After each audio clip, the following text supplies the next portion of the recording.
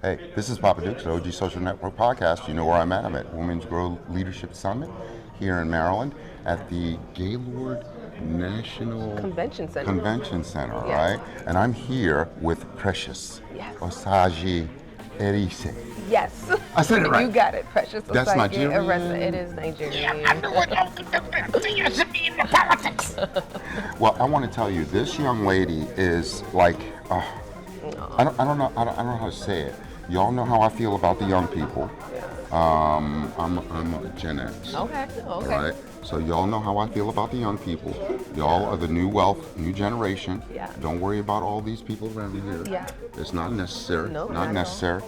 Because you all are going to run it. Precious OSAGE-ERESE is a serial cannabis industry entrepreneur, communications professional. Yes. She's the founder of Precious Canico, an emerging cannabis luxury brand and lifestyle company. All right, and you're located We're out in New Jersey. All righty. Yeah. And tell us about your company. Yeah, so I founded Precious, which is the first Black woman-owned pre-roll brand to launch in the state of New Jersey. Mm-hmm. We're now offered in about 60 plus dispensaries throughout the state. Mm-hmm. It is a 2-gram 3-pack that I essentially just made myself into a pre-roll. And the thought came because there is this segment of cannabis consumer that is the Black women. Yes. And we don't get recognized in how we connect to cannabis. More than that, we just get pandered to, right? So I really wanted to create a product in a space that aligned with us. You can walk in a dispensary and ask to see something owned by a Black woman, and it's really the only thing there. So that's just where it all conceptualized from after being in the industry for so long and seeing just the lack of effort being made towards Black women. But I also understand it takes a lot. Yeah. Building a brand and a business, which I'm going to talk about soon here at Women Grow, is not just a labor of love. It's a true entrepreneurial grind. Right. It's different from any industry, and it's going to take more. So, but I think it was worth it. The juice was worth the squeeze, absolutely. How did you get started? Well, I've been in the industry since about 2019. It was when Governor Murphy ran his campaign on weed and wages in New Jersey. Okay. At the time, for the first company I helped found, Roll Up Life, we were a delivery company, and we wanted to find a way to enter the cannabis industry, and we felt passionate about letting other people know what this opportunity meant. So I started off as an advocate, wanting to find out, well, how is it that just a couple weeks ago, I know someone who was arrested for cannabis, yet we're launching and waging a legalization campaign in New Jersey. Right. So we supported the referendum, and we got that pushed so New Jersey can join the fold as an adult use state.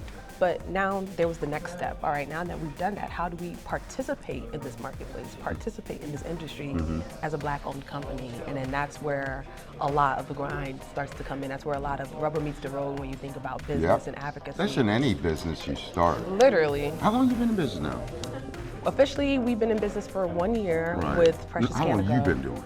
Oh, I've been like 7-8 years now. Yeah, so you definitely come in with experience. A lot. I learned a lot from the cannabis industry in terms of that's why when I launched the brand, it was I think about it, I just felt like I kept hitting the bullseye, but it reminded me that I missed the bullseye the whole time between 7 to 8 years. Like when I was trying to build, there were just all of these barriers, funding, scalability, just even allowance, partnerships. There was so many doors shut in my face, it felt like the bullseye didn't even exist. Okay. So, but I used all of that information and said, all right, here is the game plan to launch this pre-roll brand, to bring community together. And I was able to use all of those experiences to kind of just all right, this is how partnership is going to look like. This is how capital is going to look like.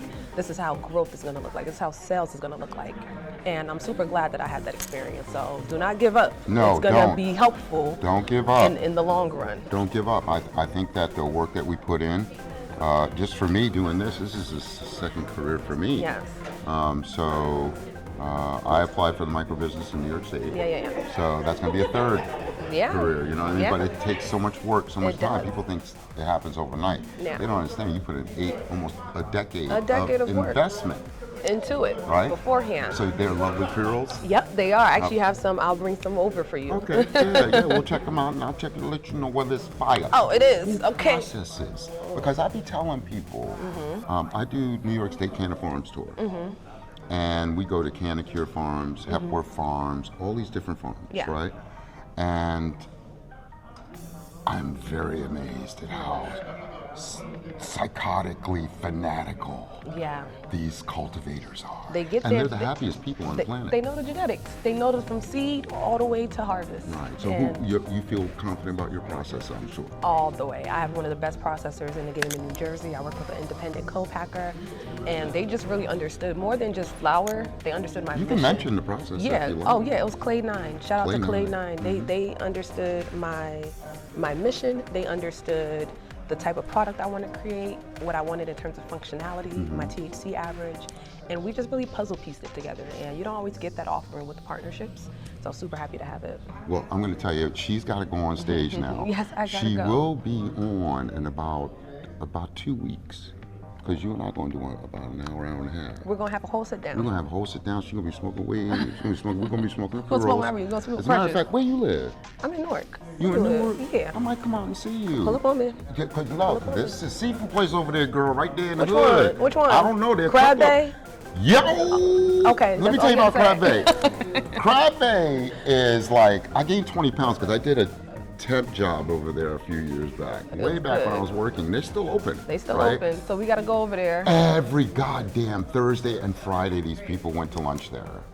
And time. it's delish. It's So delish. Crab Bay, we're giving you a shout out to. Yeah. And All right. again, your processor. Clay 9. Shout out to Clay Clay 9. 9. Thank you so much. And don't forget Precious Canna Co. I'll talk to you about the pre-rolls later on. And go get on that stage and Thank kick you, it. guys. God bless you. Bye-bye. Hey, this is Papa Dukes. I really, really appreciate you all joining us I'm coming today. right back. I'm going to feature Ricky Williams in a few. And I want to talk to Gretchen Gale. She just did an interview with him, which is amazing. So I'll be right back.